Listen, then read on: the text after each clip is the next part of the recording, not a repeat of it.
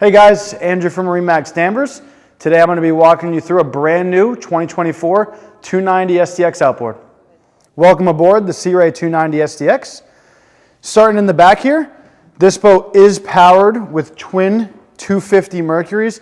This boat also is equipped with joystick piloting to make it super easy around the dock.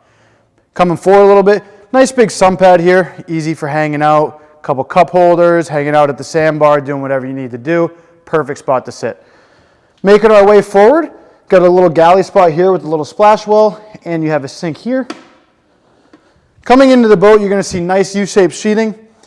Plenty of room for entertainment, kids, family, any friends you bring out. Perfect for lounging out. See, this boat does have sea deck all the way throughout. Easy to clean, super easy on your feet. Great product that Sea Ray equips their boats with.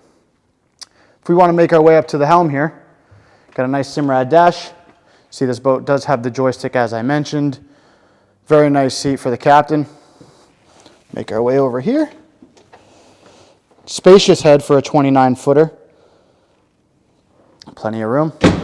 As we make our way up to the bow here, you're going to see the SDX series carries its beam forward very much, so you get a lot of space up here.